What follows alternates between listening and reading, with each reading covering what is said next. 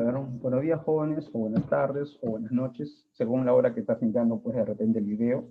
Soy el profesor Julio Vilches, que te va a enseñar el curso de filosofía. Y bueno, pues jovencitos, si nos damos cuenta, estamos ¿no? en un momento terrible, pero eso no implica que tienes que descuidar tus estudios. Y bueno, pues les aconsejo, pues, ¿no? Que estudien mucho, ¿no? Porque el examen, el hecho que se paralizó el mundo, implica que los estudios se paralicen, ¿no? Los exámenes de admisión se siguen desarrollando. Bueno, me toca lo que es aquí, lo que es la segunda semana. La segunda semana tiene como tema principal filosofía moderna y filosofía contemporánea.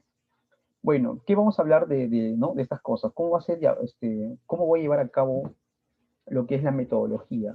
Te voy a decir primero ideas generales de la pregunta y luego ya las ideas particulares, ¿sí? De frente vayamos. A ver, la pregunta número uno. En la pregunta número uno, jovencitos, ¿no? Estábamos hablando aquí de Descartes. ¿Qué podemos hablar de Descartes? Descartes sabemos que es el padre de la filosofía moderna, ¿no? Y también es el fundador del racionalismo. ¿Qué te dice un racionalista? El racionalista te dice, tiene varios principios, pero acá vienen los más importantes. Te dice un racionalista que la fuente del conocimiento humano es la razón, que todo conocimiento proviene de la razón, no de la experiencia, no de los sentidos. Porque él dice que los sentidos, como ustedes saben, los sentidos nos engañan. Por lo tanto, en conclusión, todo conocimiento proviene de la razón. Ahora, si todo conocimiento proviene de la razón y los sentidos no nos proporcionan conocimientos, ¿de dónde saco el conocimiento? Porque si no me guío los sentidos, porque supuestamente ven la realidad, y la razón, ¿de dónde saca ese conocimiento? De acá viene otro principio de los racionalistas, que dicen que el hombre nace con ideas innatas. En otras palabras, los seres humanos ya nacemos con el conocimiento en el alma.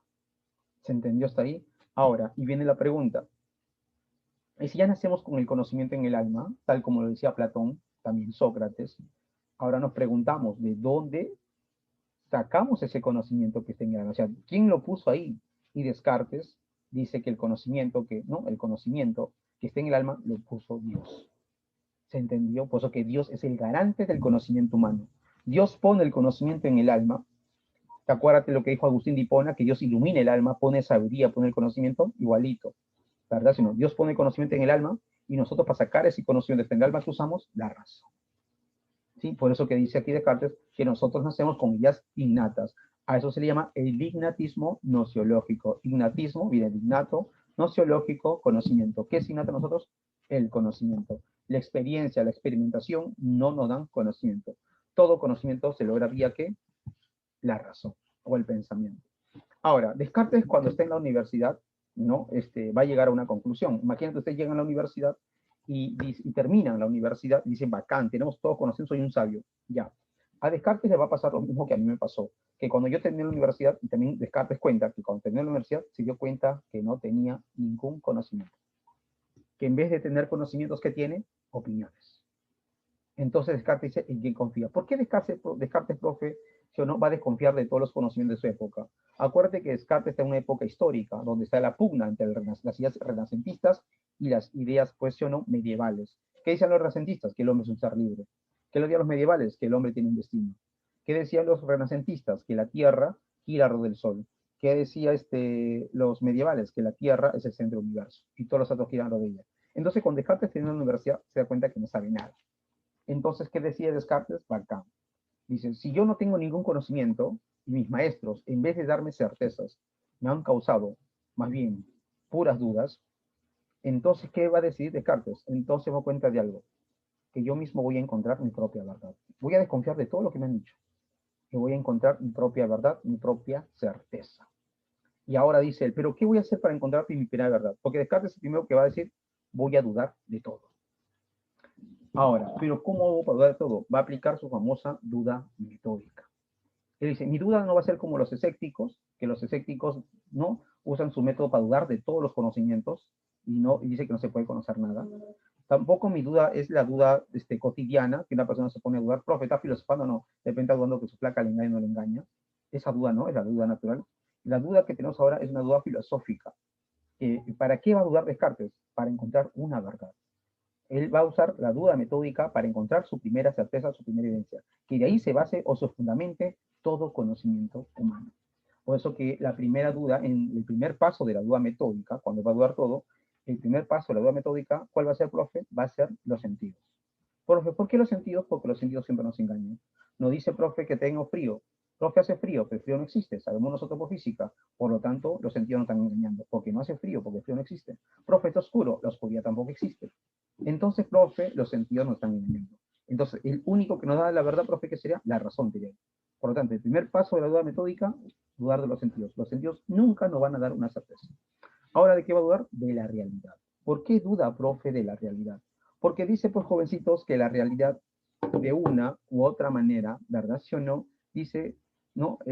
Que también lo puedo poner en duda. ¿Cómo, profe? Él dice que cuando estoy en mis profundos sueños, dentro de mis profundos sueños, también que, ¿sí o no? Yo siento que lo que veo es real. Entonces hace una pregunta, ¿no? Si muchas veces he confundido los sueños con la realidad, ¿quién me garantiza que en este momento no estoy soñando? Y todo lo que veo, todo lo que pienso de repente, solamente es mi conciencia. Entonces, porque muchas veces confundimos los sueños con la realidad. ¿Quién me garantiza que en este momento no estamos en un profundo sueño? Ese es el segundo paso ¿no? de la duda metódica. Dudamos de los sentidos, que no dan ningún conocimiento científico, dudamos de la realidad, que también de repente es un sueño y está en nuestra conciencia, pero ahora dice Descartes algo interesante. Pero ya sé de que no puedo dudar, dice, de los números, de los razonamientos. ¿Por qué? Porque 2 más 2 es 4, y para decir esto no necesito los sentidos. Tampoco necesito de la realidad, porque hasta en mis sueños 2 más 2 también ¿qué? Es 4. Pero ya es una pregunta, ¿sí o no? Pero ¿de dónde saqué estas ideas? Si los sentidos no me dieron estas ideas, y tampoco la realidad, ¿quién me la puso en mi conciencia? Alguien tuvo que haberme la puesto. Ah, pero también me cuenta de algo, dice Descartes, de que estoy dudando. Y si estoy dudando es porque no soy un ser perfecto. Porque si yo fuese un ser perfecto, no tendría ninguna duda. Y como soy un ser imperfecto, soy fácil de ser ¿qué? Engañado. No será, dice Descartes, que alguien me ha puesto esas ideas en mi conciencia, yo las acepto como certezas. Puede ser que exista un ser maligno, el famoso genio maligno, que me haya puesto estas ideas en la conciencia, y yo las acepto como certezas. Puede ser que alguien me esté ¿qué? Engañando. Hasta ahí Descartes ha dudado de 3 cosas. De los sentidos, que la gente confía mucho, de la realidad, la relación, que puede ser un sueño, y de las matemáticas, porque puede ser que alguien nos haya puesto esas ideas como certezas, es decir, que el triángulo tiene 3 ángulos, de repente alguien me puso estas ideas en la conciencia y yo las acepto como certezas. Entonces, hasta ahí Descartes de todo. Pero luego Descartes dice algo interesante. Ah, pero me he dado cuenta de algo, dice. Que he dudado de todo, pero hay algo de lo que yo no puedo dudar, dice. Yo no puedo dudar que en este momento estoy dudando. Y si dudar es lo mismo que pensar, porque cuando tú dudas piensas, y si estoy dudando es porque estoy pensando. Y si estoy pensando es porque, dice, es porque estoy existiendo. Ya me di cuenta de algo, dice Descartes, que primero yo pienso y luego me di cuenta que yo existo. ¿Se entendió? Entonces, Descartes, esta es mi primera verdad, mi primera certeza, porque tú puedes dudar de todo, de tu cuerpo, tu sexualidad, de todo. Es imposible dudar que estás, ¿qué? Dudando. Y si estás dudando es porque estás pensando, y si estás pensando es porque estás existiendo. De ahí viene su frase célebre, primero pienso y luego me doy cuenta que existo. Y cuando dice Descartes que yo existo, ¿qué cosa es? Esta es su primera verdad, su primera certeza, su primera evidencia. Y es por eso que aquí Descartes descubre el cimiento de todas las ciencias. ¿Cuál es tu primera certeza? Lo absoluto, o sea, pues decir, mi propia existencia. Sobre esto construyo el conocimiento humano. Este es el fundamento, mi primera verdad. Sobre mi primera verdad construyo los demás conocimientos. Y ahora la pregunta es, ¿y cómo él llegó a la conclusión que existe? No con los sentidos, simplemente que llegó a la idea que existe él usando la razón, el pensamiento. Es consciente de su propia existencia. Y tú sabes que él descubre al yo pensante, porque dice, soy una cosa pensante, o también llama la famosa res cogitans. Res significa sustancia y cogitans, pensamiento. Soy una cosa o una sustancia que piensa, pero soy imperfecta porque dudo, ¿verdad? Y de repente a mí que he errado, hago cosas malas. Pero también tengo un problema, dice él. Y aquí viene su segunda idea. Ojo, y esta idea de su propia existencia es una innata, porque con los sentidos no te das cuenta de tu propia existencia. Para eso tienes que usar el pensamiento. Su primera certeza, entonces, profe, es la existencia de la res cogitans, que es, ¿no? Es una res finita también. Pero también se da cuenta de algo, dice él. Pero si soy una res finita e imperfecta, entonces también debe existir una res infinita y también debe existir una res que perfecta. Porque si soy imperfecto es porque debe existir lo perfecto. Si soy finito, debe existir lo infinito. Si soy una persona mala que se equivoca, debe existir algo que, bueno. ¿Quién es el único ser que puede ser infinito y perfecto? Y bueno, dice, ya tengo mi otra idea. Tiene que ser Dios. O sea, la primera certeza es mi propia existencia, es, ¿sí o no? Es de mi alma, de mi res cogitans. Luego descubre, profe, que hay otro diferente de él, ¿sí o no? Que es Dios, la res infinita, que sería Dios. Pero luego dice algo interesante, pero tanto Dios y mi alma, mi res cogitans, son seres espirituales. Pero hasta ahorita no tengo la certeza de la realidad, porque puede ser un sueño. Ah, pero me doy cuenta de algo, que en mi mente yo también puedo poner en blanco y hay un espacio. Y si en mi mente hay un espacio, entonces hay una extensión. Y si hay un espacio, debe existir algo que ocupe un lugar en el espacio. Tanto Dios y mi alma no ocupan ningún lugar en el espacio. Y el único que puede ocupar un lugar en el espacio, ¿qué tiene que ser? Lo sabes por física y por química, la materia. Entonces debe ver que la famosa, la res extensa. Hasta ahí Descartes ya descubrió dos cosas, que existe su alma, que existe Dios y existe la materia, que sería la naturaleza o el mundo material. Entonces nos damos cuenta, jovencitos, Descartes, ¿no? Aplicando la duda metódica, llega a su primera verdad, la existencia de sí mismo, luego dice que existe Dios y el mundo. Sobre eso construye todo el conocimiento humano. Entonces, según lo que hemos dicho, vamos a ver y a responder la pregunta número 1. ¿Qué nos dice? En el contexto de la modernidad, Descartes, ¿no? En contra de los escépticos, desarrolló la duda metódica de carácter radical. ¿Por qué? Porque voy a la raíz, al principio. Yo aplico la duda metódica para encontrar mi primera verdad. E hiperbólica porque abarca todo, ¿no? O sea, tú dudas de todo, ¿no? Y en medio de esa duda encuentras una verdad, fundamento de todo. A ver, con la finalidad de qué dice, ¿no?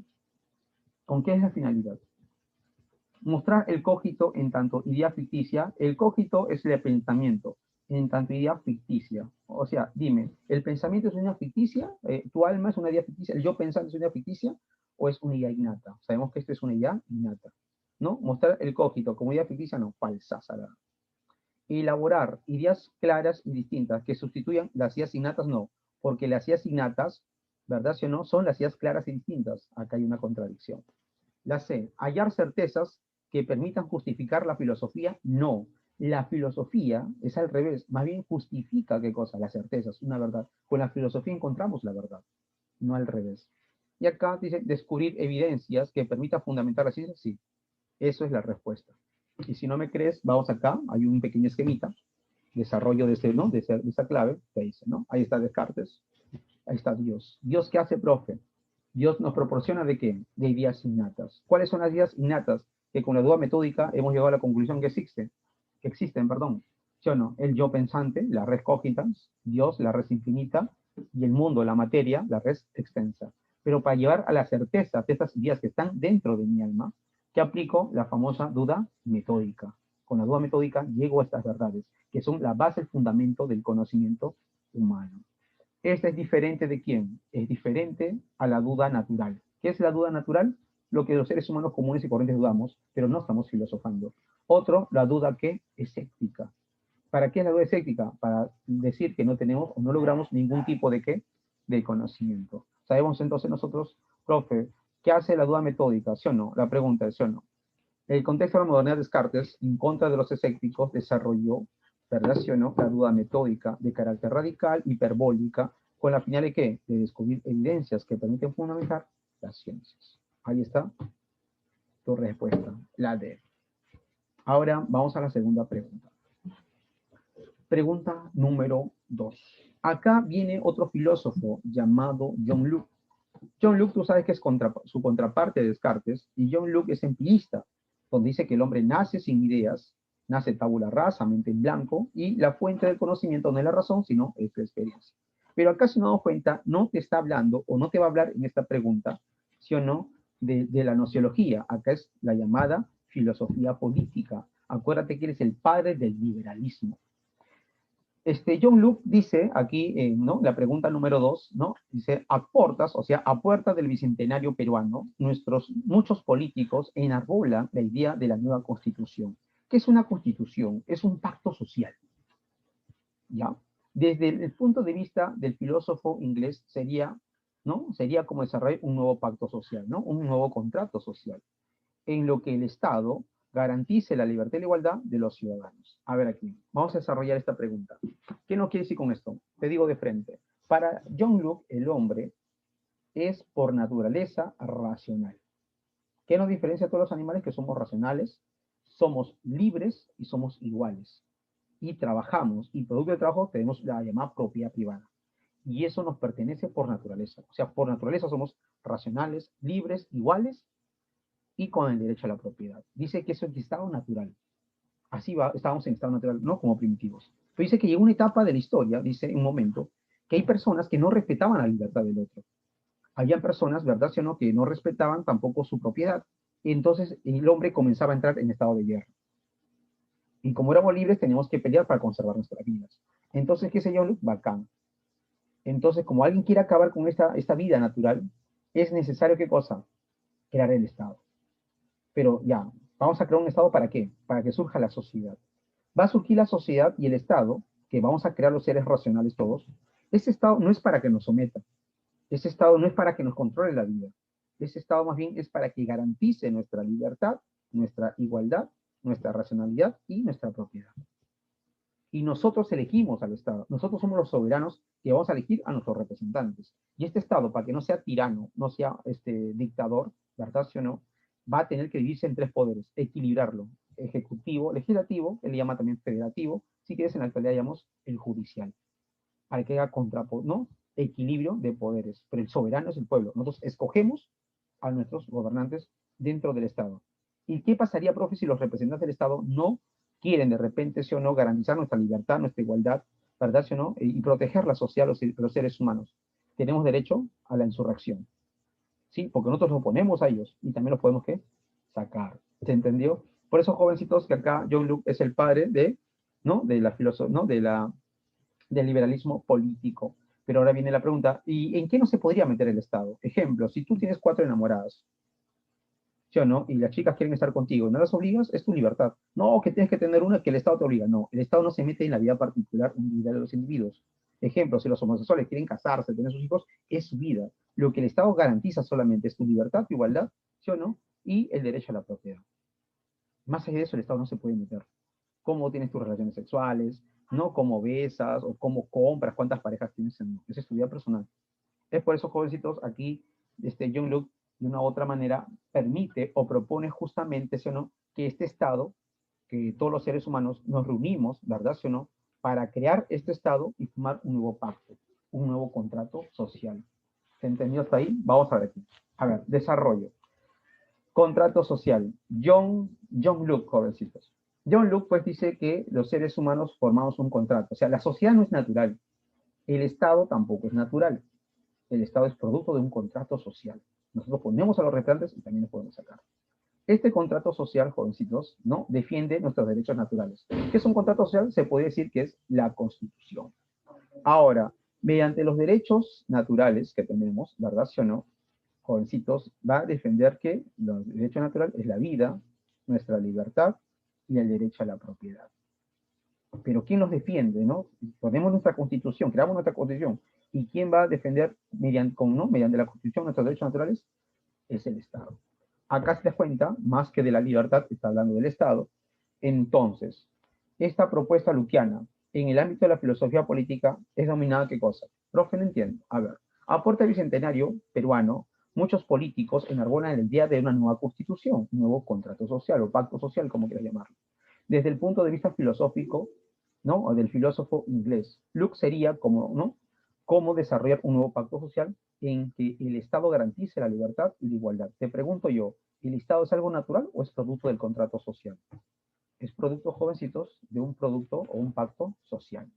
Entonces, esta propuesta de Locke sobre el Estado en el ámbito de la filosofía política fue denominada ¿qué? ¿Liberalismo? ¿Está hablando de la libertad del hombre y cómo defenderse? No. Del empirismo, no es nociología. Del contractualismo. ¿Qué significa? Que es un contrato. Ahí está, el contrato social. En filosofía política habla del Estado que pertenece juntos, es producto de un contrato social. Ahí está, el contractualismo. Algunos creen que el Estado es natural, ¿eh? No. Él dice no, es un contrato social. La 3, a ver, la 3 también es una pregunta muy complicada, así que por ahí tienen que estar atentos. Ejemplo, René, Ronnie y Diana. 3 estudiantes del ciclo repaso que deben reunirse virtualmente para conversar sobre la filosofía moderna.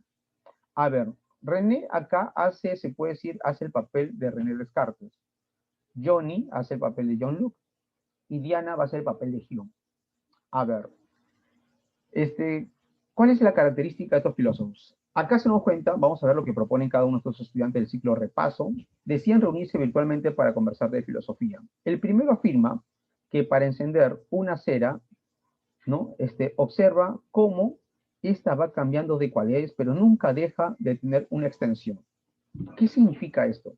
Que acá René, ¿no? René, que hace el papel de René Descartes, Descartes lo dice, ¿cómo llegó a la conclusión? Dice, de que existe la res extensa.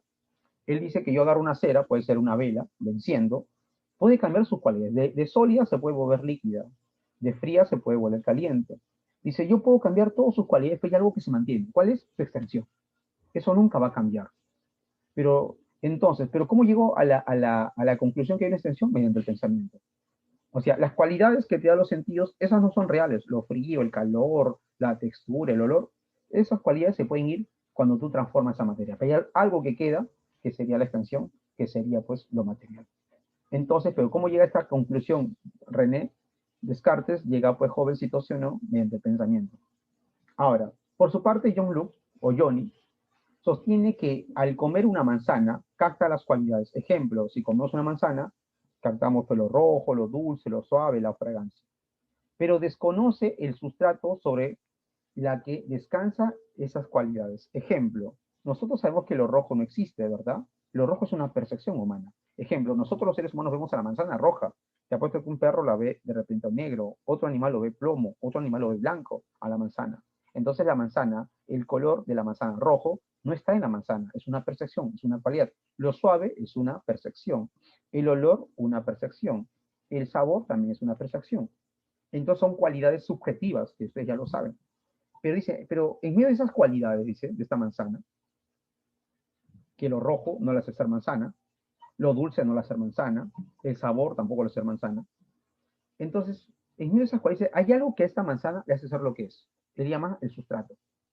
Que en medio de esas cualidades hay algo que a la manzana es ser manzana, que le hace diferente de repente al membrillo, ¿no? De repente a un durazno. Hay algo. Entonces le preguntamos a John Locke, ya, John Locke, va acá.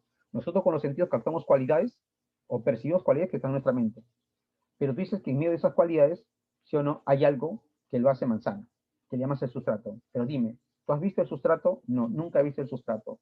Dime, entonces, ¿qué cosa es? Bueno, a esta sustancia, ¿sí o no? Yo le llamo el famoso no sé qué. Dice, yo no sé qué es, pero hay algo que la manzana le hace diferente a otros entes.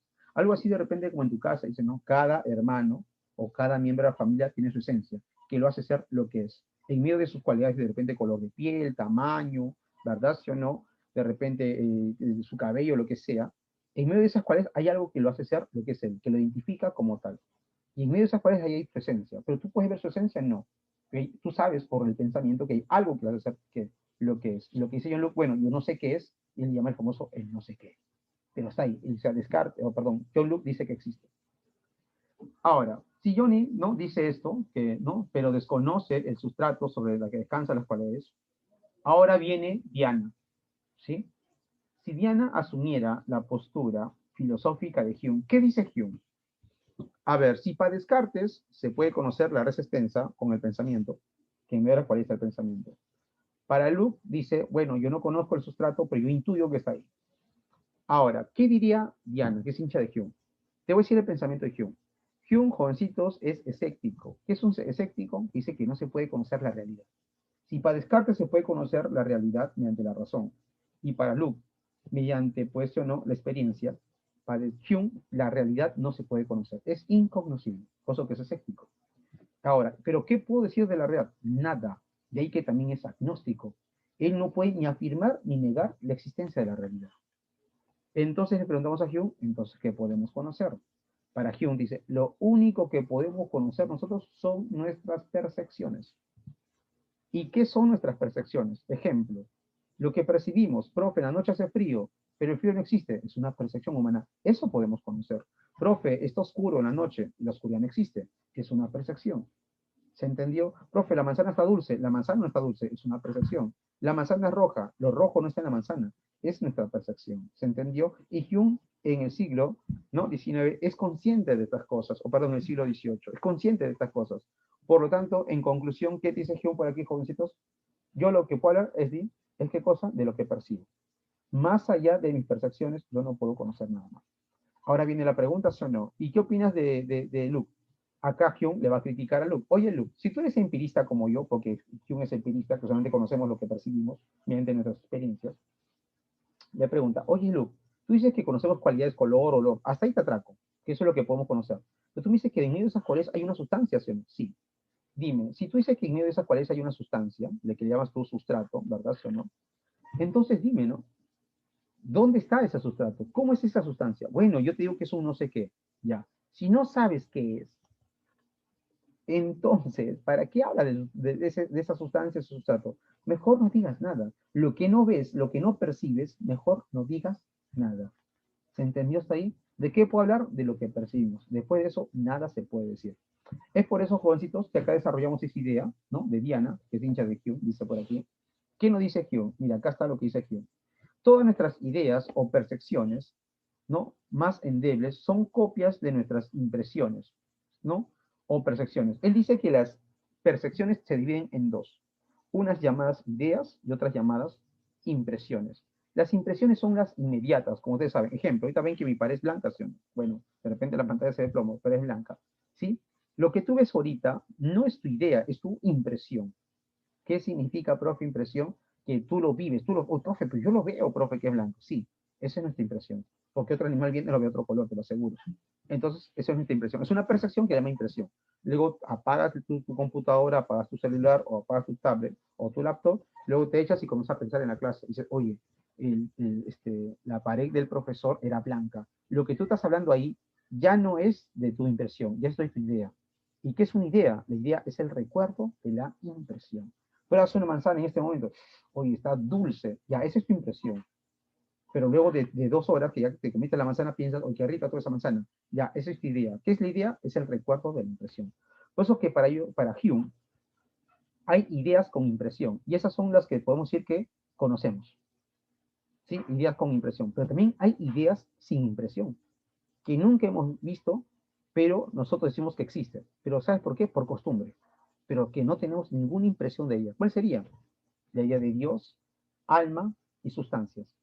Nunca hemos visto a Dios. O si alguien ha visto a Dios, me pasa la voz cómo es, cómo lo ha percibido. Nadie ha visto a Dios. El alma tampoco, las sustancias tampoco.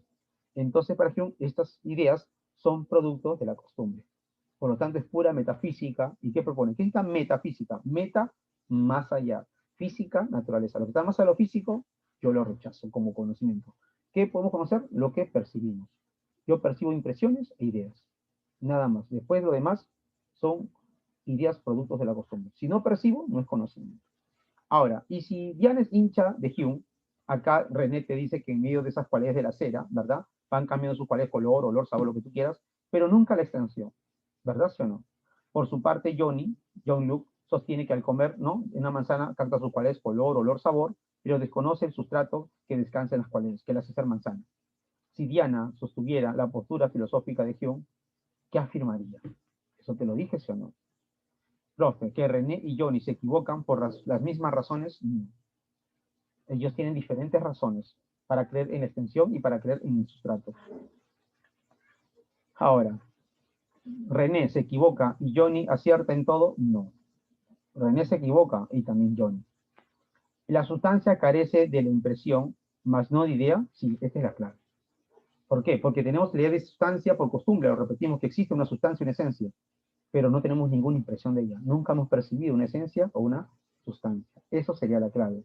Acá dice, tanto la extensión como el sustrato no carecen de impresiones. No, sí carece de impresión el sustrato. Por eso que por aquí hay un esquemita bonito, que del conocimiento. Mira, acá están las impresiones. Captamos un árbol, de repente, o podría ser una manzana, rojo, dulce y suave. Una vez que ya se plasmaron, nuestros cerebros se imprimieron en la mente, ya la tenemos como ideas que las recordamos. Por eso que aquí la clave sería, jovencitos, ¿sí o no? La C. La sustancia carece de impresión, sí, porque no hemos percibido nunca una sustancia, más no de idea, aunque tenemos la idea de la sustancia. Ahora viene la 4. La 4, jovencitos, ¿no? Identifique las tesis que refieren a la filosofía moderna. Como te iniciamos la clase, sabemos que la filosofía moderna, ¿verdad sí o no? Surgen tres corrientes, los empiristas, o perdón, los racionalistas, empiristas y criticistas, ¿verdad sí o no? Vamos a ver aquí. Y sabemos también las ideas de cada uno. Dice, la razón es la fuente del conocimiento. Para Descartes, claro, ese es al ojo. Como dije, él es racionalista. Todo conocimiento proviene de la razón. La 2. ¿Es posible conocer las cosas completamente para Kant? Aquí viene lo bueno. Para Kant, jovencitos, nosotros sabemos que Kant dice que hay algo que podemos conocer y hay algo que no podemos conocer. Para Kant, de frente te digo, no se puede conocer la realidad. Él es hincha de Hume. Para Kant no conocemos la realidad, no conocemos las esencias, las sustancias. Para Kant lo único que conocemos, ¿sí o no? ¿Qué sería? El fenómeno que también le llama la apariencia. O sea, para Kant lo único que nos conocemos es lo aparente. Ojo, la palabra apariencia, ¿no? Tiene dos connotaciones, dos significados. Aparente, que significa que no es real, porque para Kant no conocemos la realidad, donde conocemos la apariencia. Y también aparente significa también lo que aparece en la conciencia. ¿Qué aparece en nuestra conciencia? Profe, que hace frío, y el frío no existe, está en tu mente. Profe, que está oscuro, está en tu mente. ¿Qué aparece en nuestra mente? También que la Tierra está quieta, plana y el Sol girando. Nosotros, si te das cuenta, no vemos la realidad. Nosotros entonces, profe, ¿qué vemos? Lo aparente. Y para Kant es lo único que podemos conocer. No conocemos la realidad que está afuera, solamente que conocemos nuestras apariencias, que le llama el fenómeno. Por eso que acá te dice, ¿es posible conocer las cosas completamente para Kant? No, no se puede conocer las cosas como son. Solamente conocemos lo aparente, lo que aparece dentro de nuestra conciencia. La 3, por eso que la 2 no sería. La 1 sí es verdadera, la 2 es falsa. La 3, ¿es posible el conocimiento según Yolo? Sí, mediante la experiencia. Ya lo hablamos. La 4, ¿solamente tenemos ideas objetivas de la realidad según Kant? ¿Tenemos ideas objetivas? No. No conocemos la realidad de manera objetiva. Solamente conocemos ¿qué? El fenómeno, la apariencia. Nada más. Por eso si nos damos cuenta, en el desarrollo, ahí están los grandes representantes, ahí está Descartes, Locke y Kant, ¿sí o no? Filósofos modernos. Aquí vamos con el primero, Descartes, que propone el ignatismo nociológico, él es padre de la filosofía moderna, racionalista. John Locke, que nacemos, que si Descartes dice que nacemos con ideas innatas, Locke no, nacemos tabula rasa, mente en blanco, vacío. Todo conocimiento proviene de la experiencia. Y Kant dice que no, que nosotros no es que nacemos sin ideas o que nacemos o adquirimos conocimientos por la experiencia, dice no. Que nosotros para conocer, dice que ya tenemos ideas, o perdón, formas y categorías a priori, que nos permite ordenar el mundo. Eso lo vamos a ver ahorita, ¿sí? Pero él es a priorista, ¿no? O criticista, ahí está. La clave sabemos, jóvenes, que es la 1 y la 3, ¿verdad? ¿Sí o no? Eso es al ojo. La 5, ahora. En la 5 seguimos hablando de Kant. Y acá, acuérdate, vamos a hablar para que te des la idea del giro copernicano. ¿Qué te dice Kant? Kant señala que la experiencia nos proporciona información que es organizada en la razón. Y así surge el conocimiento, en consecuencia con ella. ¿Qué significa acá? Vamos a desarrollar esta idea. Que para Kant, jovencitos, ¿no? De frente te lo digo, al criticar al empirismo y al racionalismo, ¿por qué los critica a los dos? Porque los racionalistas dicen que se puede conocer la realidad tal como es con la razón. Los empiristas que se puede conocer las cualidades objetivas y subjetivas y se puede incluir el existencia de sustrato, pero mediante la experiencia. Ahí están las dos contrapartes. Uno dice que todo conocimiento es producto de la razón y otro que todo conocimiento es producto de la experiencia. ¿Qué dice Kant? No. Que para que exista el conocimiento es necesario tanto la experiencia como la razón. ¿Qué hace la experiencia? Te da los datos caóticos, ¿no? Lo aparente. ¿Qué hace la razón? Los ordena. ¿Qué significa? Y no voy a casarme nunca a este ejemplo. Ejemplo. ¿Qué datos nos dan los sentidos? Los sentidos no te dan los datos de la realidad, sino de lo aparente, del fenómeno. Ejemplo. ¿Qué datos nos dan los sentidos? Que la Tierra está quieta, es plana, y el Sol está girando alrededor de ella. Dime, ¿lo que vemos es real? No, es pura apariencia. Eso nos da la experiencia, pero eso no es conocimiento. Pero ¿cuál es lo bonito? Que la experiencia ya inició el conocimiento. ¿Por qué? Porque ya nos dio los datos. Caóticos, pero nos dio. Pero no es conocimiento. Inició el conocimiento. Ahora, ¿quién viene? La razón. ¿Y qué hace la razón? A esos datos caóticos los va a ordenar. ¿Se entendió? Por eso que hace luego Copérnico, Giordano Bruno, Galileo, profe, a la Tierra, no lo pone que en el centro, sino ve que la Tierra gira alrededor de quién? Del Sol. Como te digo, con los sentidos nunca hemos visto nosotros que la Tierra gira al Sol. Ese conocimiento es producto de la razón. ¿Qué hizo la razón? De los datos caóticos los ordenó. Por eso que Kant tiene una frase célebre: el mundo no tiene orden, ¿sí? Somos nosotros que ordenamos, ¿qué? El mundo. Pero cuando habla mundo, habla de qué? De lo que está en la conciencia. ¿Se entendió hasta ahí? Y con las categorías y formas a priori, ordenamos el mundo. O sea, para que esté el conocimiento, es necesario tanto la experiencia como la razón. La experiencia sola, te diría, es caótica, no nos da conocimientos. Seríamos como los animales, que no poseen conocimientos o teorías científicas. Y si nos basamos en la razón nada más, sin ningún dato empírico, sería vacía, no habría nada honestamente. Entonces, por eso que Kant dice algo interesante, de que su obra se llama Crítica a la razón pura. ¿Por qué? Porque en la obra Crítica a la razón pura va a analizar a la razón. ¿Y qué hace? Dice, ahí va a criticar a los racionalistas. Dice, ¿qué hacen los racionalistas? Como no dogmáticos. Creen que con la razón lo pueden conocer todo. Dice, no, la razón solamente puede conocer de los datos que le da la experiencia. La razón no puede ir más allá de los datos que empíricos. O sea, la razón de qué puedo hablar, de lo que te da la experiencia. Esto me da la experiencia, lo ordeno y es el conocimiento científico. Pero ¿cuál es el problema? Dice de la razón, que la razón a veces se va más allá, ¿sí o no?, de la experiencia. Y profe crea ideas sin ningún dato empírico. Ejemplo, Dios, alma y sustancias. Nunca hemos visto a Dios, por lo tanto no habrá ciencia, porque no tengo ningún dato sobre Dios. Sobre el alma tampoco. Las sustancias, menos. Esto es para Kant pura metafísica. Meta, más allá, física, naturaleza. Lo que está más en lo físico, natural, ¿sí o no? De eso no se puede conocer, ¿no? Hay ciencia. ¿Qué está haciendo Kant en la crítica a la razón pura? Está analizando a la razón y le está poniendo límites a la razón, que la razón solamente puede crear conocimiento únicamente de los datos empíricos, los datos que la experiencia. Más allá de eso, no podemos decir nada. De lo metafísico, mejor se puede decir que nos quedamos callados. Es por eso que este filósofo le dice acá, ¿no? Kant señala que la experiencia nos proporciona información que es organizada por la razón, y así surge el conocimiento, como lo dije hace un momento, ¿no? Ahí está. Kant dice que el conocimiento comienza con los sentidos, pero no es conocimiento. Es decir, empieza una vez que tenemos impresiones, que se ponen en la mente esos datos caóticos, pero después es preciso que el sujeto, o sea, el hombre, nosotros, ordene y los organice, ¿no? Y el sentido de eso, pues, proviene del exterior, ¿no? O sea, todos los datos caóticos, el cerebro lo ordena con la razón. Aquí viene su a priorismo, dice, para que esté el conocimiento, ¿qué es necesario? La experiencia y la razón. ¿Qué hace la experiencia, jovencitos? Inicia el conocimiento, proporciona los datos caóticos, posee las formas a priori como el tiempo y el espacio que están en la mente humana, y la razón organiza esos datos caóticos, ¿no? Al organizarlos permite el origen del conocimiento humano. ¿Cómo lo origina? Organizando los datos caóticos, y la razón o el pensamiento posee las categorías a priori: modo, cantidad, cualidad y relación. Por eso que aquí, ¿cuál sería la clave de lo que se ha hecho adelante? ¿La experiencia brinda información opuesta a la razón? No. Te da datos caóticos, pero no son opuestos a la razón. ¿El conocimiento es una producción exclusiva de la experiencia? No, el conocimiento es necesario los dos. La razón puede ofrecer saberes que trascienden los sentidos, o sea, la razón puede ir más allá de los sentidos, te acabo de decir, la razón está limitada por los sentidos, no puede ir más allá porque ya no sería conocimiento científico. La razón limitada, ¿no? La razón limita, decía, ¿no?, su validez en la información de la experiencia, o está limitada su validez en la información de la experiencia, sí, eso sería, jovencitos, la clave. Nada. La 6. Aquí Kant, jovencitos, vamos a hablar de Kant en la ética. Kant es un ilustrado y Kant tiene una frase célebre: atrévete a pensar por ti mismo. ¿Qué significa? Que te llegue lo que diga la sociedad, que te llegue lo que digan las religiones, que te diga lo que dice la gente. ¿Quién es tu único guía? Es la razón. Por eso que Kant, él define al hombre como un ser racional y un ser libre. Acuérdate que es un ilustrado.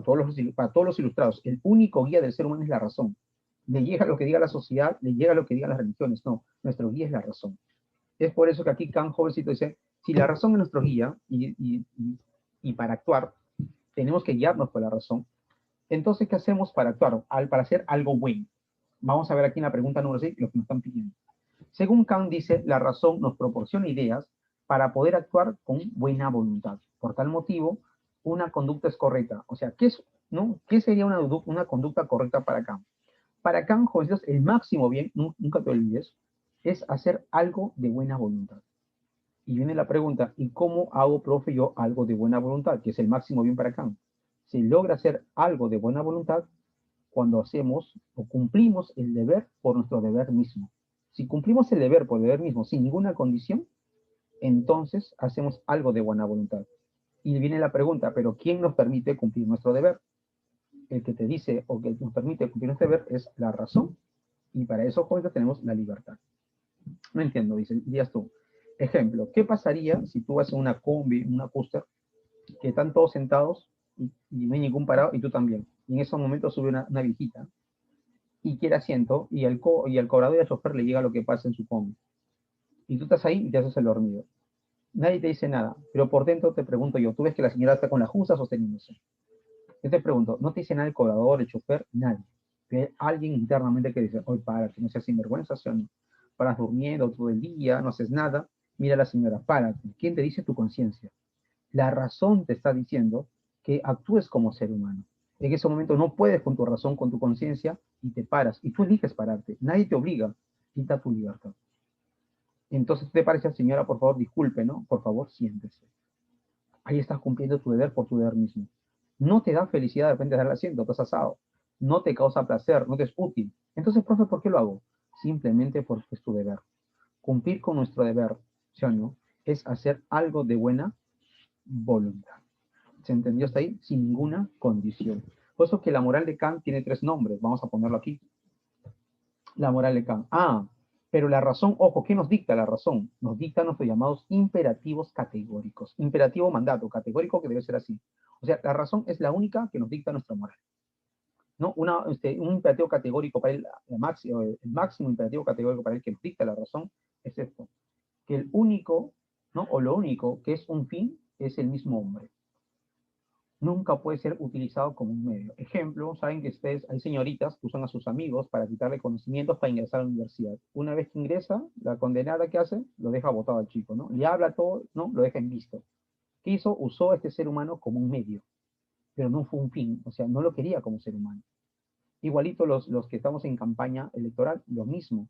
Regalan tupper, regalan frazadas, te regalan calendarios, todos. Pero esta gente, ¿para qué, profe, hace tantas cosas? Usa a la población, ¿sí o no? Regalándole cosas como medios para tener poder y luego, pues, ya sabes lo que va a pasar, ¿no? Saquear el Perú. O sea, no ve a los seres humanos como un fin, ¿verdad? Sino para mejorarlos. Simplemente va con medios para que ellos puedan satisfacer, pues, de repente, o poder resolver sus problemas o intereses económicos. Es por eso nos damos cuenta, jóvenes, es el imperativo categórico. ¿Qué tenemos? Dignidad. Ahora, la moral de Kant tiene 3 nombres. Moral formal, porque nuestro guía es la razón. Moral deontológica, porque cuando nosotros actuamos lo que dicta la razón, actuamos porque es nuestro deber. Y también que tenemos libertad de actuar de esa manera. Hay que llamar la moral autónoma. Ahora, ¿cuál es el máximo bien para Kant? El máximo bien es hacer algo de buena voluntad. La buena voluntad es el máximo bien. ¿Y cómo hago algo de buena voluntad? Se logra cumpliendo el deber por el deber mismo, ¿verdad o no? ¿Y quién me dicta cuál es mi deber? No ninguna religión, ninguna sociedad. Te lo dicta la razón. ¿Y por qué lo cumples? Nadie te obliga. Lo haces porque tienes libertad. Ahora, por tal motivo, una conducta correcta para Kant, ¿qué sería? ¿Es generada por las capacidades sensoriales, por la experiencia? No. ¿No? Nuestra buena conducta o una conducta correcta no es por los sentidos ni la experiencia, sino es vía que la razón. Ahora, ¿nos posibilita actuar buscando un fin? No, no buscamos un fin. O sea, tú no buscas ser feliz, no buscas placer ni utilidad, simplemente lo haces porque es tu deber. ¿Se debe a un incondicional mandato racional? Sí, ¿no? Esa es la clave, ¿no? ¿Permite la consecución de la felicidad? No. Simplemente se debe solo a un incondicional mandato racional. Si ves que una persona, sin ninguna condición, si ves que una persona no está peligrando su vida y se lo está llevando el río, y tú la puedes salvar sin que peligre tu vida, por más que venga toda la sociedad a decirte no la salves, tu razón te dice sálvala y te avientas y la salvas. Profe, lo haces sin ningún fin. No te da felicidad, no te da placer, ¿verdad? Si no, ni mucho menos que es útil. Simplemente sabes que lo haces porque es tu deber. ¿Y quién te lo dicta? Tu razón. Eso es Kant. La clave por esos jovencitos es casa. Ahora, las 7. En las 7, jovencitos, vamos a hablar de Hegel. Acá vamos a hablar de la historia. Para Hegel, jovencitos, los seres humanos, ¿no? Nos mueve un espíritu, ¿no? ¿Verdad, sí o no? Y ese espíritu, o el espíritu humano, ¿qué busca el espíritu humano? Dice que a lo largo de la historia, ¿qué hemos buscado? Ejemplo, lo que fueron sometidos los esclavos. Ellos lucharon para buscar qué cosa. Los campesinos con los burgueses, cuando se dio la Revolución Francesa, ¿qué se buscó? Los que fueron sometidos por Hitler, por Stalin, ¿qué buscaban ellos? Nosotros en nuestra independencia, ¿qué buscábamos? Nuestra libertad. Dice que en el proceso de la evolución del hombre, dice Hegel, a lo largo de la historia, dice que el ser humano que va a encontrar, vamos en busca de qué? De nuestra libertad. Y dice Hegel que en Alemania, en el gobierno prusiano, dice que ya se llegó a la libertad. ¿Y cuando llegamos a una libertad? Cuando hay un Estado que te representa. Este Estado surge de manera natural, ¿sí o no? Y este Estado va a garantizar, como decía John Locke, va a garantizar nuestra libertad y nuestra propiedad privada. Ojo, este Estado, si nos damos cuenta, jovencitos, es el que tiene la soberanía. A diferencia de Locke, que dice que el soberano es el pueblo, que es decir, no, el soberano es el Estado. ¿Por qué? Porque él es el representante de todos los seres racionales. Y el Estado va a garantizar tu libertad, tu racionalidad y tu propiedad. ¿Qué pasaría si estamos en plena cuarentena? Hay gente que hace fiesta COVID, hay gente que hace de repente bajo a su pelota, gente que va de repente si no hace cualquier cosa, menos puede ser jóvenes cuidarse en la cuarentena. ¿Qué propone la gente? Que venga el Estado, mano fuerte. No que mi derecho me llegan tus derechos, porque lo más importante es la sociedad. Obedece las leyes, porque la razón que te dice que si sales puedes contagiar a tu familia, a otros amigos, y mucha gente puede morir por tu culpa. Por lo tanto, cumple con tu deber. No quieres cumplir, yo te obligo como Estado. ¿Se entendió? Es por eso que para Hegel dice de una otra manera que primero somos espíritus subjetivos, los individuos, dice que el espíritu tiene tres fases. El espíritu subjetivo donde están los individuos racionales, nosotros, los sujetos pensantes. Pero no vivimos solos, sino con otros sujetos. Ahora viene el espíritu objetivo, que sería la sociedad. Y esta sociedad, para poder organizarse, ¿qué usa? El Estado. El Estado es producto de la razón humana que va a defender nuestros derechos. Y más allá de esta razón, de esta idea, de este espíritu objetivo, viene el espíritu absoluto, que es el arte, la religión y la filosofía. Pero acá vamos a hablar del espíritu objetivo, que surge de los sujetos, que con el uso de la razón surge el Estado. Y el Estado es el soberano que se impone con sus leyes, que nos permite, ¿sí o no?, de repente tener deberes y también tener que nuestros derechos. Ahora, ejemplo, profe, vamos a ver aquí, mira, a ver. El Estado, según Hegel, el Estado en general es el reino de la libertad. El Estado tiene que garantizar nuestra libertad. ¿Se entendió? Pero libertad no significa que haces lo que tú quieras, no. ¿Se entendió hasta ahí o no? Va a garantizar tu libertad siempre y cuando defiendas las leyes, cumplas las leyes. Ya que en cada, ¿no? Por eso que dice, ¿qué es el hombre libre? El que obedece las leyes. Si todos obedecíamos la Constitución, jovencitos, seríamos libres. Pero como hay gente que no razona, no piensa, entonces le gusta el palo, ¿verdad? Ya que en él, cada cual, al cumplir su deber, es consciente del fin que persigue y de las leyes que prescribe, ¿no? Si todos razonamos, sabemos que la Constitución nos sirve como sociedad para organizarnos. Ahora, ¿qué más? Acá nos dice, ¿no? El espíritu subjetivo. Te dije que hay un espíritu subjetivo, que son los individuos racionales, que se reúnen a crear el espíritu, y ahí surge el espíritu objetivo, y se reúnen para surgir, ¿qué? Para dar origen al Estado. Este Estado garantiza dos cosas, la libertad y la propiedad privada. Ahora, ¿qué dice acá? Hegel concibe que el Estado es objetiva, ¿no? Es una idea objetiva, dice ahí, de la subjetividad del hombre por alcanzar la libertad. ¿Qué significa? Que los sujetos van a crear un Estado objetivo real, ¿verdad? ¿No? ¿Para qué? Para alcanzar nuestra libertad.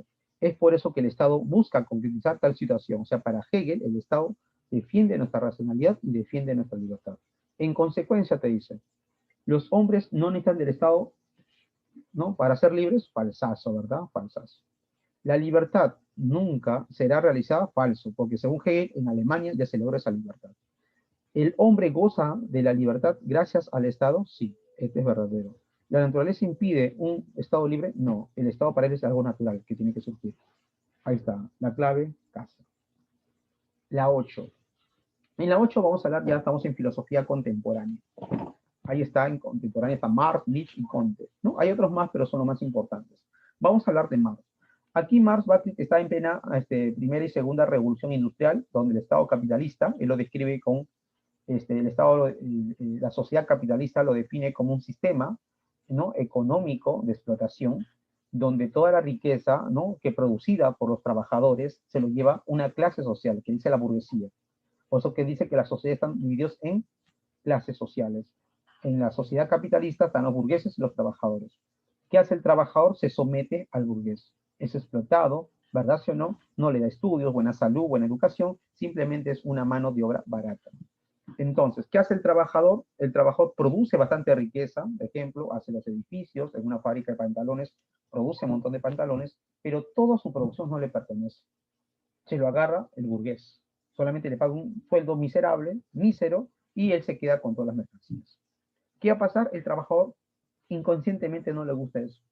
Él se siente explotado. En el trabajo se siente que se siente un animal, se siente una bestia, se siente un burro. Por eso que tu viejo cuando llega a trabajar, muchos que no son obreros que dicen, he trabajado como burro, he trabajado como animal, he trabajado como bestia. Como dice Engels, el hombre se convirtió en hombre gracias al trabajo que tiene su obra, la transformación de mono a hombre gracias al trabajo. Si el trabajo nos humanizó, ahora en la sociedad capitalista, ¿qué está haciendo el trabajo? Nos está deshumanizando, porque ahora el hombre no le gusta trabajar y en el trabajo se siente un animal, se siente una bestia de carga. Y cuando se comporta como animal se siente humano. Ejemplo, cuando de repente, si o no, come rico, que dice, oye, esto es vida. Está durmiendo rico todo el día, esto es vida. Está teniendo sexo, esto es vida. O sea, cuando tiene las actividades del animal, se siente humano. Y cuando trabaja y debe desarrollar todas sus potencialidades, se siente un animal. Entonces, ¿qué es una sociedad enajenada? Donde el hombre ha perdido, ¿qué cosa? Su ser, su esencia. Ya se siente o cosa, ya se siente, ¿qué? Un objeto. Por eso que Carlos Marx va a criticar justamente esta sociedad, ¿sí o no?, que está enajenada, donde el hombre está perdiendo su humanidad. Por eso que Carlos Marx propone una revolución para acabar con la enajenación del ser humano. Por eso que Marx dice que hay 3 tipos o 4 tipos de enajenaciones. La primera enajenación, ¿verdad? Que el dueño, el empresario, le quita su producto al trabajador. No le paga lo que es, entonces se siente explotado. No le pertenece su mercancía. Tú produces de repente un edificio grande, un departamento, y regresas de repente a tu casa alquilada, o en tu cerrito, o en tu casa de repente chiquita, y dices, oye, pero si yo producí ese edificio bonito, pero yo no vivo ahí, él produce para otros. Entonces se siente que alienado, profe enajenado, ese su producto le es ajeno a él. Esa es una de las primeras alienaciones. Otra alienación es que él vende su fuerza de trabajo como mercancía. Él ofrece su producto y le pagan una miseria. Le dicen, quédate 12 horas y se quedan. ¿Por qué? Porque es una mercancía, es un objeto, ¿no? Es un objeto de trabajo. No, en el trabajo ya no lo ven como un animal, perdón, como un ser humano, sino lo ven como objeto, como cosa. O sea, la fuerza de trabajo es una mercancía más para el hombre. Por eso que varios modelos económicos del capitalismo nos llaman, ¿qué? Nos llaman recursos, ¿no? Recursos. O también nos llaman, ¿no? Capital humano, o sea, somos capital, no somos humanos, ¿no? Capital, primero es capital, después somos humanos. Somos cosas, objetos que nos pueden comprar. Otro también, que todo lo que producimos, ¿verdad? Tiene más valor que nosotros. Ejemplo, el ser humano ha producido un celular. ¿Y cuál es el problema? Que el celular vale más que nuestras vidas. ¿Cuánta gente mata un celular? Profe, porque lo que ha creado el hombre, yo no, profe, las cosas materiales tienen más valor que la vida humana. Igualito un carro, igualito por plata, por una herencia, etc. El mundo material, jóvenes, tiene más valor que la vida humana en la actualidad. Eso ha creado el sistema capitalista. Y por último, que toda la sociedad está alienada. Es por eso que aquí vamos a poner de frente desarrollo. Acá están las enajenaciones, tú lo haces por tu cuenta. Está la de Hegel, estudias por tu cuenta, de Feuerbach y de Marx. Son diferentes tipos de enajenaciones, ¿sí? Ahora, ahí está Marx. Tipos de enajenación según Marx, ¿no? Ahí está la alienación o enajenación del producto, que tu producto que te pertenece te lo quitan porque se lo queda el burgués. Alienación de la actividad productiva. ¿Por qué? Porque te explotan dentro del trabajo, te tratan como objeto, como cosa, es una mercancía más, ¿no? La alienación del ser genérico, que perdemos nuestra naturaleza como seres humanos en el trabajo. La alienación del ser social, porque el ser humano ya, pues, no, ya se siente un animal. Ahí está. Ahora, puse la carga rápido. En la pregunta 8, ¿qué te preguntas? La metamorfosis de Kafka inicia en los siguientes términos. Cuando Gregorio Santa despertó aquella mañana, después de un sueño tranquilo, se halló en su cama transformado en un insecto monstruoso. O sea, este ser humano, cuando se levanta es un monstruo, ¿no? Es algo despreciable, ¿no? Y nos hace sentir, ¿no? El sistema capitalista, te botan del trabajo, no tienes nada de comer a tus hijos, te sientes nada. Desde la perspectiva marxista, este personaje ya es un monstruo, ¿no? Es un insecto insignificante, ¿no? Marxista, este personaje literario sería la manifestación de quién? De la llamada enajenación, ¿verdad? ¿Sí o no? ¿Qué significa la pérdida de nuestra humanidad? Sentimos insectos, cosas. Ahora, la 9. En la 9 tenemos pues la obra, aquí ya estamos en filosofía contemporánea del siglo XX, viene Heidegger. Heidegger va a definir al hombre en su obra Ser y Tiempo como un ser libre, ¿sí o no?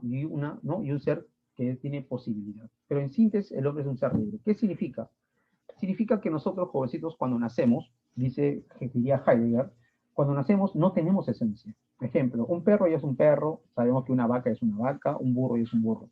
Nosotros cuando nacemos, ¿qué somos? Nada. Tenemos la mente en blanco, vacía, no tenemos ni siquiera conciencia. Nosotros en el proceso de nuestro mundo, de nuestra de repente, ¿no? De nuestra historia de repente, o de nuestra vida, desarrollo de nuestra vida, vamos a crear nosotros nuestra esencia. De ahí que una frase célebre de Sartre, que también lo alaba mucho aquí Heidegger, que la esencia, o perdón, la existencia precede la esencia. El hombre primero existe, primero no somos nada, pero existimos, luego construimos nuestra esencia. Ejemplos, cuando tú vas a postular, ¿verdad, sí o no?, de chibolo, y no ingresas, ¿qué dices? Viejo, voy a seguir postulando porque me siento nada. Claro, porque somos nada cuando vivimos al mundo. No somos un perro, un gato, no tenemos ser. Pero ¿qué dices? Voy a seguir, ¿por qué? Porque quiero ser alguien. Por eso cuando vas a ver tu prospecto, ¿verdad, sí o no?, ves las carreras, ¿no? Ves filosofía, contabilidad, administración, derecho, química, física, ingeniería. Dice, vos vas a escoger lo que tú quieres ser. Ejemplo, profe, sencillo. Que nosotros tenemos la libertad de escoger lo que nosotros queremos ser. Por eso que el hombre es un ser libre, una posibilidad. Pero acá hay algo bonito. Nosotros podemos escoger todo lo que queremos ser. Hay algo que no podemos escoger. No podemos escoger no morir. Porque el hombre está sujeto ¿a qué? Al tiempo. O sea, el hombre puede escoger todo en esta vida. Ser astronauta, si quieres cura, pastor, profesor, catedrático, dueño de una gran... Lo que tú quieras. El hombre tiene todas las posibilidades de escoger lo que quiere ser. Pero lo único que no podemos escoger es no morir. Porque estamos sujetos al tiempo. Por eso que el hombre es un ser para la muerte. De ahí que viene la pregunta, vamos a ver luego la pregunta, ¿sí o no? Ser y tiempo es una de las obras más importantes del filósofo alemán Martin Heidegger, donde hace un análisis existenciario del ser ahí y la muerte, significando, ¿no?, esto último para qué cosa. ¿Qué significa la muerte? ¿El fin del ser y la eternidad de la muerte existencial? No. ¿El cese del ser ahí? Claro, porque Heidegger dice que el hombre es un ser ahí arrojado al mundo. Somos seres ahí arrojados al mundo y cuando venimos al mundo somos nada. Pero ¿cuál es lo bonito de todo esto? Que como somos nada, somos los únicos que podemos escoger lo que nosotros queremos ser. Podemos escoger todo, pero hay un problema, que como estamos sujetos al tiempo, podemos escoger todo, pero no morir. Por eso cuando llega la muerte, es el cese del ser ahí. ¿Quién es el ser ahí? El hombre. Profilación, ¿por qué no? La posibilidad de la eternidad en el otro mundo existencial. No, para él no hay otro mundo. Acá este mundo se acabó todo. Lo infinito del ser ahí, no, el hombre no es infinito, el hombre es finito en el tiempo. Desarrollo, jovencitos, ahí está, existencialismo. El hombre, que es para Heidegger, el hombre es un ser ahí. Profe es un ser libre, somos una posibilidad, podemos ser lo que queremos. Y también un ser arrojado al mundo. Pero cuando llegamos al mundo, somos nada, como te dije, ¿verdad? Pero tenemos la posibilidad de escoger lo que nosotros queremos ser. Desgraciadamente, estamos sujetos al tiempo, o sea, venimos ya con nuestra fecha de vencimiento. De ahí, jovencitos, que el hombre es un ser para la muerte. ¿Y qué es la muerte? El fin de toda nuestra posibilidad. Acá está la resolución. Para Heidegger, el hombre es un ser ahí, un ser libre, una posibilidad. De ahí que es libre de escoger lo que desee ser, pero también está sujeto al tiempo, siendo un ser para la muerte, que es el fin o cese de todas nuestras posibilidades. Clave, la B. La 10, jovencitos. Heidegger también dice que nuestra sociedad o la sociedad occidental está en decadencia. ¿Por qué estamos en decadencia? Porque dice que la filosofía moderna ha permitido que el hombre se preocupe por la ciencia, por los objetos, por las cosas y la tecnología, y se ha olvidado del mismo. Entonces dice, tenemos que recuperar, sí o no, nuestra esencia como seres humanos. Entonces, pero ¿cómo nos recuperamos, no, de este mundo material, sí o no, donde contaminamos la naturaleza, nos olvidamos de los seres humanos y nos preocupamos por las cosas materiales? Él dice, ¿sabes cuál es el problema? El problema se dio cuando hubo un olvido del ser. En el momento que el hombre ya no se preguntaba por el ser de las cosas, es en ese momento que el hombre solo se pierde. Entonces, ¿qué propone él? Yo propongo, dice él, restablecer la metafísica occidental. Regresar de nuevo, ¿sí o no?, a preguntarnos por el ser de las cosas. De ahí que, jovencitos, aquí en el desarrollo de la idea, y es algo interesante, está su el llamado existencialismo, ontología, dice, hay un olvido en el ser en la sociedad occidental. ¿Y qué significa esto? Que él propone restablecer la metafísica occidental para tomar conciencia de todas las cosas que estamos haciendo con la naturaleza.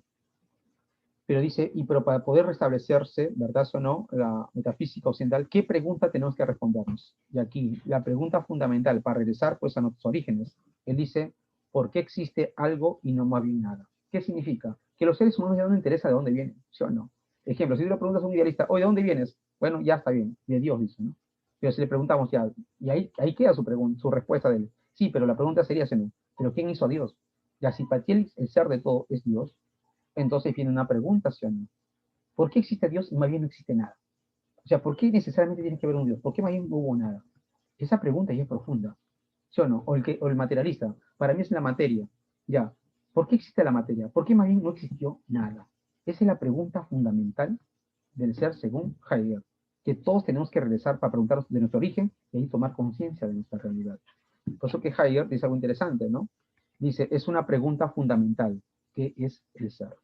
Ahora, para responder la pregunta número 10, te dice, Heidegger en su obra Ser y Tiempo manifiesta, la mencionada pregunta está hoy caída en el olvido. O sea, hay una pregunta que ha caído en el olvido. Bien que en nuestro tiempo se note como un progreso para volver a afirmar la metafísica. O sea, tenemos que volver a mencionar, ¿no? Hay una pregunta que ha quedado en el olvido y si queremos progresar, ¿verdad? Si no, y reafirmar nuestra metafísica, tenemos que volver a esa pregunta. ¿A qué pregunta hace referencia el filósofo mencionado? Hace mención a esta pregunta, hace referencia a esta. ¿Qué es el ser ahí, el ente y el ser? Esta es la pregunta fundamental. Aquí ya lo tenemos la respuesta. Otra, ¿cuál es el sentido del ser ahí y del tiempo? Tampoco. ¿Qué es el ser? ¿Es la pregunta filosófica fundamental? Sí. Este jovencito sería la clave. ¿Verdad, sí o no? Para Martin Heidegger, en la actualidad, el hombre ha caído en el olvido del ser. De ahí que propone restablecer la metafísica occidental, siendo la pregunta fundamental que es el ser. La 11, Nietzsche. Hablemos de Nietzsche. Para Nietzsche, jovencito, tú sabes que él propone rechazar la cultura occidental, su religión, su filosofía, por ser metafísica y la religión por degradar la vida. Y él dice que aquí en la cultura occidental hay dos tipos de espíritus, dos tipos de seres humanos. Los apolíneos, que son racionales, mesurados, tranquilos, y también se puede decir mediocres. Esos son los que poseen el espíritu apolíneo y son la moral del siervo. Son los que buscan la igualdad, son los que aman lo metafísico, no creen en este mundo, no creen en la vacuna, no creen en el COVID, ¿sí o no? Ellos aman el otro mundo y desprecian el mundo material. Valoran lo metafísico, no hacen su voluntad, sino hacen la voluntad de otros. Y también, jovencito, si no damos cuenta, ¿verdad sí o no? Él le llama el rebaño. Dice que estos seres inferiores, dice Nietzsche, de una u otra manera, ¿verdad sí o no? Es el hombre. Este hombre degradante del siglo XIX, dice él, ¿sí o no? De una u otra manera desprecia al ser superior. Si cuando ve a alguien que es distinto, un ser excepcional, lo desprecia. Dice, oye, ¿tú te crees mejor que nosotros? No, sí. ¿Sabes qué? Sé humilde, sé sencillo, baja a su nivel. Y Nietzsche analiza y dice, pero ¿por qué esta persona mediocre, conformista, que agacha la cabeza, mesurado, le dice al ser superior, al hombre superior, que sea humilde, sencillo? Porque sabe que no lo puede alcanzar. Y entonces, ¿qué pasa con el ser humano? Lo degrada. En cambio, el espíritu dionisiaco, el otro, que es la moral del siervo, ama las jerarquías, acepta la realidad, acepta la muerte, acepta que no hay otro mundo, que este mundo es todo. Esta moral que le llama la moral del Señor, los seres superiores, ¿verdad? Son los que transmutan los valores. ¿Transmutar qué significa? Ya no valora lo metafísico, valora esta vida, valora este mundo, hace su voluntad. Ese es el llamado superhombre. Por eso que acá ponemos de frente, desarrollo de esta pregunta, el voluntarismo. Hay dos tipos de moral, la moral, jovencitos, del siervo y la moral del Señor. ¿Cómo es el siervo, profe? El siervo busca la igualdad, resentido ante los superiores, valora lo metafísico, otro mundo, y desprecia este mundo y hace la voluntad de otros. Especie inferior le llaman Nietzsche. Mientras que el Señor no, ama las jerarquías, invierte los valores, hace una inversión de los valores, ya no valora de arriba sino este mundo, valora la vida y hace su voluntad. Esta especie superior se llama el superhombre, que los seres humanos lo desprecian, ¿no? Y por eso que aquí para Nietzsche hay dos tipos de seres humanos, para él le llama, ¿no?, la especie inferior, que son los hombres inferiores, llamándolos rebaño, que valoran más lo metafísico, lo trascendental, el otro mundo, y desprecian la existencia de este mundo. Pregunta 11 dice, Nietzsche manifiesta la especie inferior, rebaño, masa, sociedad, ¿no?, olvida la modestia y exagera sus necesidades de valores cósmicos metafísicos, que valora los valores de otro mundo y desprecia su mundo. Por ese proceso se vulgariza este hombre, su existencia entera, ¿no? Profe, ayuna, ¿sí o no? Esta persona no quiere tener sexo, o sea, se vuelve un vulgar, dice, ¿no? O sea, que no valora la vida. Hasta tal punto que domina la masa, dice, ¿no? Domina la masa, cree en estas cosas. Tiraniza a los hombres de sección, o sea, los hombres excepcionales, los mejores los desprecia. No, esos son seres libertinos, dice. De manera que pierden la fe en sí mismos, son seres inseguros, que necesitan de otro que los guíe, ¿verdad o no? Y se convierten en nihilistas. ¿Qué es un nihilista? Que no creen en nada, no creen nada en este mundo. Ellos están esperando la venida de otro ser para que los salve, porque ellos por sí solos no se pueden salvar. De lo manifestado por el autor, se puede inferir qué cosa? Que los hombres inferiores hacen su voluntad y la voluntad de otros. ¿Qué dicen ustedes? ¿Los seres inferiores hacen su voluntad? No, falsaza. ¿Todos los seres humanos, sin excepción, hemos perdido la fe en nosotros mismos? No, hay seres excepcionales, como dice por acá, ¿no? Hombres de excepción. ¿Los hombres inferiores valoran lo trascendental y desprecian nuestro mundo? Sí, valoran lo trascendental, lo que está más allá de este mundo, y desprecian nuestro mundo, ¿no? La especie humana, en su totalidad, ¿es dominada por los miedos de los dioses? No, hay seres excepcionales que le llegan los dioses. La 12. Según Wittgenstein, el verdadero método de la filosofía, acá vamos a hablar de la filosofía existencialista, sería propiamente este, no decir nada. O sea, ¿cuál es la chamba del filósofo? No decir nada. Profe, la filosofía dice el ser, la esencia, no. Cuando habla de ser, esencia, está diciendo nada. Sino aquello que se puede decir, es decir, las proporciones de la ciencia natural. O sea, ¿cuál es la chamba del filósofo? Es, jovencitos, su verdadero método no es decir nada del mundo, sino esclarecer nuestro lenguaje. ¿Qué es lo que se puede decir y qué es lo que no se puede decir? Y según Wittgenstein, lo que la filosofía determina, qué es científico y qué no es científico. Nada más. Lo científico son los enunciados, las llamadas proposiciones, que son verificables, que yo puedo verificar en el mundo. Y lo que no puedo verificar y hablo, no, eso es lo metafísico. De lo metafísico nada se puede decir. Por eso que la filosofía de qué habla, esencia, ser, felicidad, Dios, sustancias. ¿Has visto, puedes verificar la existencia del ser, la esencia, la sustancia, la conciencia? No. Sobre estas cosas, mejor no hay que decir nada. Dice, algo pues que no tiene nada que ver con la filosofía, o sea, las ciencias naturales, las ciencias, no tienen nada que ver con la filosofía, dice. Y siempre que alguien quisiera decir algo de carácter metafísico, que está más allá de lo natural, de lo científico, demostrarle que no ha dado significado a ciertos signos en sus proposiciones. Si alguien te habla del ser, dime dónde está el ser, quiero verificar su existencia. No, que es una pregunta filosófica, no, estás hablando sin sentido. Por eso que para Wittgenstein, los problemas filosóficos no se resuelven, sino se disuelven. Lo único que podemos hablar es de lo científico. Se puede inferir en lo referente a lo manifestado que para el autor, ¿qué cosa? ¿Qué nos dice acá el autor? Vamos a ver su desarrollo de la pregunta. Filosofía analítica, conocida también filosofía del lenguaje. Acá Wittgenstein propone el llamado isomorfismo. Iso significa igual, morfo, forma. ¿Qué es igual? El mundo, ¿a quién? Al lenguaje. El mundo es un compuesto de hechos, ¿verdad? Y el lenguaje de proposiciones. ¿Qué significa? Que todo lo que, si todo lo que digo con mi lenguaje, yo no, está en el mundo, tiene sentido, y eso es científico. Y si lo que digo, profe, y si digo algo que no encuentro en el mundo, son cosas sin sentido. Por eso la diferencia de la filosofía, ¿sí o no?, de las ciencias naturales es esa, que la filosofía habla cosas que no están en el mundo, por eso son cosas sin sentido, mientras que las ciencias naturales hablan de cosas con sentido. ¿Se entendió hasta ahí? Por eso, jovencitos, ahí está el famoso isomorfismo. Acá está. Ciencias naturales describen hechos del mundo, la física, la química, ¿no?, la biología, proposiciones con sentido. La filosofía no refiere a ningún hecho del mundo. Ser, esencia, sustancias, verdad, conciencia, alma, Dios, no refieren a ningún hecho del mundo. Se llama pseudo proposiciones, enunciados sin sentido.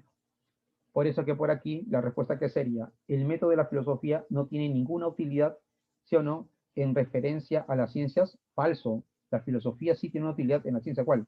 Decir qué es científico y qué no es científico. ¿Se entendió? Cuando un enunciado se refiere a la realidad, es científico. Cuando otro enunciado no se refiere a la realidad, sin sentido. ¿Qué te permite la filosofía? Esclarecer el lenguaje. Solo los enunciados metafísicos tienen sentido, pues refieren a algo. No, los metafísicos no refieren a nada. ¿Las proposiciones de las ciencias naturales no pueden ser aclaradas por la filosofía? Sí. Las proposiciones de las ciencias sí son aclaradas por la filosofía. ¿Los enunciados filosóficos no hacen referencia a ningún hecho del mundo? Claro. Eso sería la respuesta, ¿sí o no? Para Wittgenstein, las proposiciones de las ciencias naturales describen los hechos del mundo, mientras que los enunciados filosóficos no tienen sentido, pues no dicen nada de la realidad, siendo estos enunciados metafísicos. Ahí está, la clave. La 13 y la 14, sencilla, es lo mismo que propone Wittgenstein. Dice, la naturaleza de la filosofía no es una ciencia, que es una actividad esclarecedora, profe, ¿de quién? Esclarecedora del lenguaje. Para eso sirve la filosofía. Ahora, una proposición representa la existencia de algo, ¿sí o no? Y no existencia de hechos atómicos. O sea, un enunciado te demuestra que algo existe y que no existe. La totalidad de las proposiciones verdaderas, todo lo que tú dices es verdadero, en tanto corresponde con la realidad. Entonces, es la ciencia total, la totalidad de la ciencia natural. O sea, la totalidad de las proposiciones verdaderas se basan en las ciencias naturales que hablan cosas verdaderas que se pueden verificar. La filosofía no es una ciencia, ¿no? No es una de las ciencias naturales. La palabra filosofía debe significar algo que esté, o sea, la filosofía está bien sobre la ciencia o bajo la ciencia, no, pero no conjunto, o no está junto a quién, a las ciencias naturales. O sea, la filosofía y la ciencia no son lo mismo. El objeto de la filosofía es la aclaración lógica del pensamiento. Filosofía no es una teoría, sino es una actividad. Estas palabras de Wittgenstein. Una obra filosófica consiste esencialmente en elucidaciones. Los resultados de la filosofía no son proposiciones filosóficas, sino el esclarecimiento de las proposiciones. La filosofía debe esclarecer y delimitar con precisión los pensamientos. De otro modo, sería, por así decirlo, opacos y confusos. En otras palabras, no, si la filosofía, no sé, casualmente, no, la única chamba de la filosofía es esclarecer el lenguaje. Si hace cualquier cosa, quiere describir el mundo, está hablando de cosas confusas sin sentido. Por eso que aquí el isomorfismo, como te dije, hizo igual morfoforma, que el mundo está compuesto de hechos y el lenguaje de proposiciones, tanto el lenguaje y las proposiciones tienen la misma forma, tienen la misma estructura lógica. Si todo lo que yo con mi lenguaje está o describe los hechos del mundo, tiene sentido. Si lo que digo no está en el mundo, son cosas sin sentido. O sea que acá aclaramos con estas ideas, ¿no? Fuerza, hecho y proposición. ¿Por qué son iguales? Si yo digo que la Tierra gira alrededor del Sol, eso es un hecho del mundo, ¿sí o no? Supuestamente es la ciencia y al mismo tiempo es una proposición. Se puede verificar, se puede, pues o no, demostrar. Ahora, al tener la misma estructura lógica, tiene sentido. De ahí que científico esté enunciado. ¿Sí? Acá dice algo interesante. Los únicos enunciados con sentido que son las proposiciones. Profe, de ahí que son científicas. Los enunciados sin sentido son las pseudoproposiciones, son las metafísicas, ¿verdad? Ahora, el lenguaje, dice, es la figura del mundo, porque el lenguaje pinta el mundo, describe el mundo como es. Los límites de mi lenguaje son los límites de mi mundo, o sea, ¿no? Todo lo que digo en mi lenguaje está limitado en mi mundo. Y lo último, de lo que no se puede hablar, hay que callar. ¿Qué significa esto, profe?